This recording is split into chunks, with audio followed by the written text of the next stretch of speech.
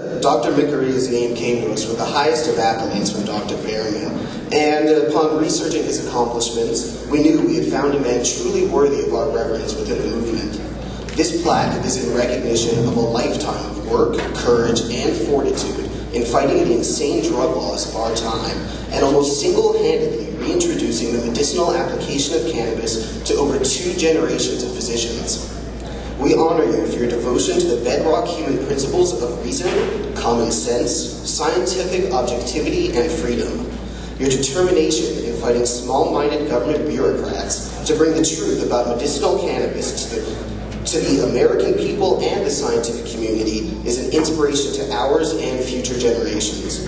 We salute you in your tireless efforts to practice compassionate, humanistic medicine based on science, observation, and the historical record.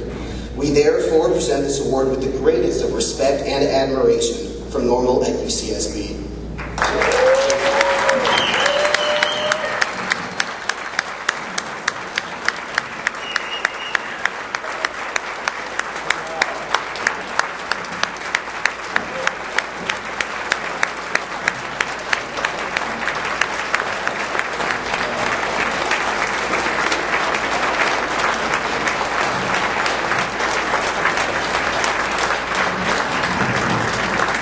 Thank you so much. I'm frankly amazed. I had really taken for granted being taken for granted. And all of a sudden I find myself the subject of these memorializing send-ups on the occasion of my possible termination of my career. I owe all this to actually Dr. W.B. O'Shaughnessy. Dr. O'Shaughnessy introduced cannabis to Western medicine. He provided us with a couple things. First, clinical, scientific, medical study of cannabis in a Western medical framework. He also provided us with open-mindedness and a willingness to consult with others and listen.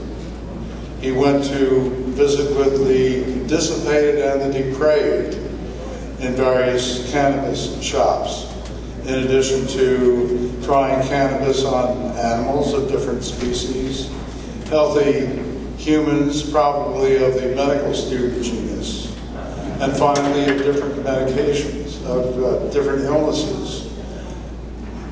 Pain, arthritic pain, seizure disorders, depression.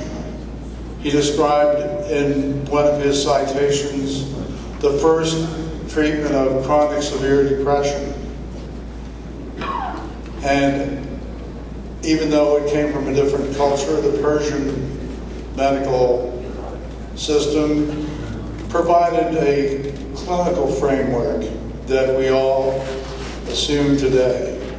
So much of that, unfortunately, has been taken from us by non-medical forces that have insinuated themselves into the practice of medicine in most ungodly and unholy ways. We see victims around us here today that should not be the victims of this kind of malice. Sitting right out here in the first row are 2 poster children that are examples of what evil and maliciousness, non-medical stipulative reality can perform. They have forbidden Dr. Molly Fry and her husband, Dale Schaefer, attorney, from having appropriate medication for the treatment of their conditions, and have expressly and specifically prevented them from getting the right medication and being obliged and forced to take medication that is both sickening and really diminishes their ability to mount a defense. This kind of Kafkaesque treatment is unfortunately not limited to them. Another patient of mine, Robert Schmidt, Genesis 4:29. He was prevented from using cannabis or Marinol by the same non-medical evil schmucks in the federal prosecutory system in the so-called pre-sentencing program, where they poisoned him with Effexor, causing serious cardiac complications as well as gross edema and inability to focus or concentrate or mount a credible defense. But this is the evil and dirty kind of thing that these scoundrels continue to practice. What gives them the right to make these medical decisions? Where did they get this prosecutorial and judicial hubris? Who can you complain to when they commit these ugly acts? Nobody. Because they have insinuated themselves and stuck us with their brand of malpractice. And they continue to do this. We have the DEA, this laughable collection of police, taking upon themselves making medical decisions and medical judgment calls. Where did they get qualified for that? I beg your pardon. We went to medical school, we learned pharmacology, we learned clinical medicine. They didn't. Maybe they took a couple courses. Did they have any physicians working for them? No. But yet, they create these toxic policies and force all of us to wear hair shirts. Well, that is pretty fucking stupid. Yeah.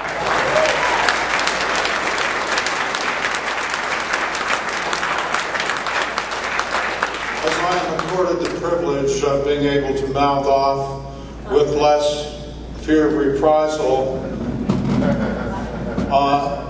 it gives me a little bit of freedom. And this is one of the things I'm going to say, that we should work with all our might to return the rule of law, because they're the ones that have stolen it. They're the ones that have suborned it. Have you ever heard of the Hatch Act? Good. The Hatch Act precludes any federal interference with any state election. And these evil, malicious criminals under color of authority continue to do this. From before Prop 215 passed, they were busy job owning the California Medical Association and stealing our votes. We voted in the House of Delegates to neither support nor oppose. But what do you think they did? General Half-Track got to the California Medical Association Board of Directors and jawboned them into opposing 215 and paying for cutting of PSAs by former Surgeon General Everett Koop. Stole our votes, took away our governance, and that was just the beginning of the Hatch Act crime wave that we're suffering from today.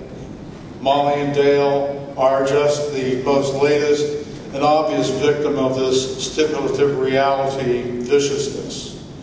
But all along the edges, they are trying to do what they can, thwarted by a court injunction. What do you think they did? Do you think they abided by it? No. They went and ratted us out to the medical board. It used to be that the DEA was somewhat bashful and hid in the background and just supplied undercover agents to infiltrate clinics like mine. But they've really become emboldened. As the snake rots from the head on down, they are the local expressions of corruption. They now are making joint visits, the DEA agents and the medical board investigators. How do you like that for vertical integration? Not only are they integrated with the AG's office, but now they're integrated with the DEA. and going up the federal chain. If you want to read what the feds have in mind for us,